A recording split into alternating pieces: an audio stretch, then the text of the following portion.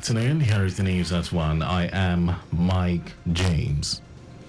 The Lancaster government has trained over 60,000 civil servants through its learning management system LMS in the last 1 year. This according to the Commissioner of Establishment and Training, Afolabi Ayontayo, has significantly increased the number of officers trained and addressed the growing demand and challenges facing the state public service. To improve public service skills, the state is also revamping its training program with a focus on practical applications, which a key part a 2 to 3 month exchange program where public servants work in the private sector. While speaking at the ongoing ministerial press briefing at Alausa to mark the first day of the second term of Governor Babajide Sanwo-Olu's administration, Ayontayo said the state government from February 2023 to April this year paid over 16 billion naira to 5,886 retirees and over 60 billion naira since 2019. The Commissioner said the state government also held its 103rd and 104th bond ceremonies in 2023 and 2024 with the presentation of 3.1 billion naira to 1,013 retirees as well as 4 billion naira to 1,455 retirees. Focus areas are human capital development, establishment matters, industrial relations, and pension management. The state government has undertaken measures to boost internal capacity of officers within the public service. These initiatives represent government's commitment to promoting professional growth, enhancing performance, and driving excellence across various departments and agencies. Ayontayo noted that the ministry prioritizes workers' welfare, hence its constant engagement with union leaders through annual dialogue to deliberate on matters affecting public service growth and development. Our correspondent Adeola Akindele quotes the Commissioner as saying that the ministry played a vital role in supporting and guiding various government bodies, ministries, departments, and agencies on establishment matters, including ensuring adherence to regulations and guidelines in the period under review. The Lancaster government has announced that traffic will be diverted along Bagada Expressway from Alakbere Ogudu, Kawash, and Yanwuru inward Anthony Oshodi from today, Saturday 25th of May to tomorrow evening, 26th of May 2024, due to exigent situation. Motorists are therefore informed of the alternative route from point of blockage.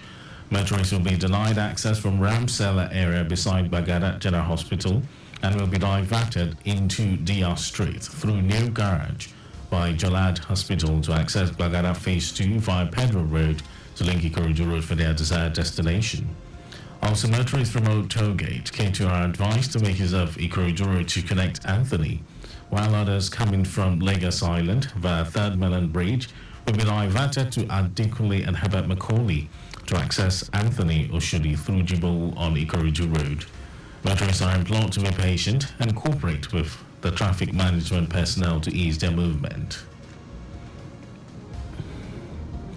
Lagos Waste Management Authority LOMA has launched the Know Your PSP campaign, an initiative aimed at improving communication and cooperation between residents and private sector participation PSP operators responsible for waste collection.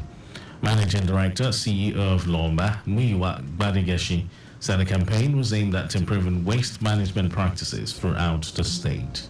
Badigeshi said the initiative would provide residents with detailed information about the specific PSP operators assigned to their areas for contact and for reporting issues or requesting additional services. He said LOMA had established dedicated helplines and online platforms where residents could easily access information about their designated PSP operators, report issues, and provide feedbacks, adding that this would make it easier for residents to communicate with their waste service providers so that challenges were promptly addressed and services consistently delivered.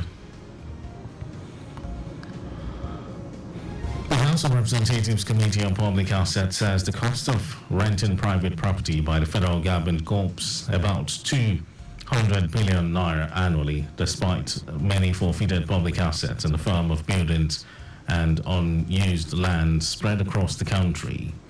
The committee also lamented that as a result of their non-usage, the properties were being vandalized by criminal elements all over the country. The lower legislative chamber urged the federal government to renovate and convert permanently forfeited land and buildings into offices for federal government agencies operating from rented offices.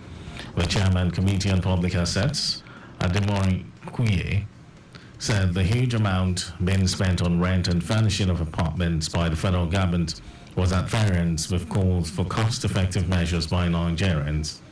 Meanwhile, a member of the committee and member representing Obokun Oriade Federal Constituency, Osun State, Oluwole, said that some of the abandoned property might have either been sold or auctioned illegally.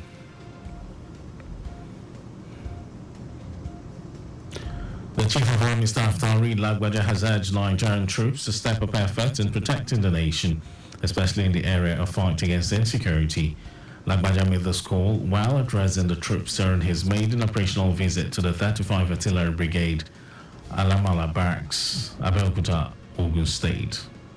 The course admitted that most of the troops were operating under a very difficult and challenging environment, expressing the need to live up to the demands of the calling.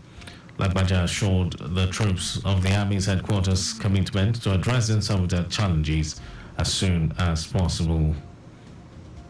And now to foreign news. Emergency services are racing to reach villages hit by a massive landslide in Papua New Guinea's isolated Enga province, where hundreds of people are feared to have died. Humanitarian agencies said a rapid response team made up of medics and military personnel has managed to reach the isolated landslide site. According to Enga Province Member of Parliament Amos Hakim, the landslide buried more than 300 people and 1,182 houses. United Nations official Saran Atbrak said the area affected by the landslide covered the size of 3 to 4 football fields. Footage from the scene shows locals pulling bodies from beneath the rubble and trees as they traverse the terrain covered by giant boulders and uprooted trees. And over to sports news. The Ministry of Sports Development has denied an allegation by the Chairman House Committee on Sports, Ekene Adams, that it allocated budget for the maintenance of the Kaduna State-owned Ahmadu Bello Stadium. The ministry stated this after Adams expressed concern over the lack of sincere commitment by the Minister of Sports Development, John Enna, towards Nigeria's sports development goal. Adams alleged the minister was not being sincere, despite efforts by the committee to have a smooth and good understanding with him.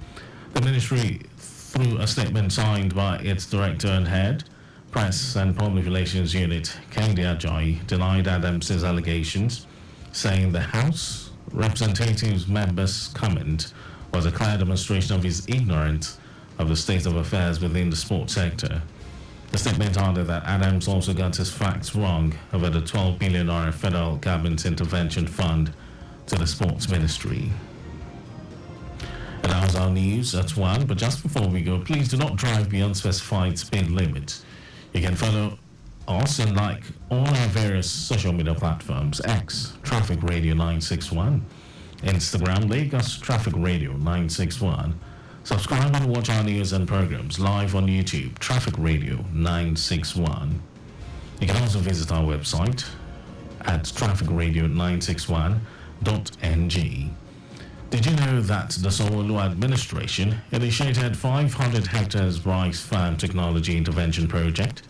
Well, you can get more details on the Lagos State Government website. And for contacts with the newsroom, send a message to info@trafficradio961.ng. And that ends the news broadcast compiled by Kayode Mafalashiri. Beautiful afternoon, Lagos. Thank you for listening. My name is Mike James.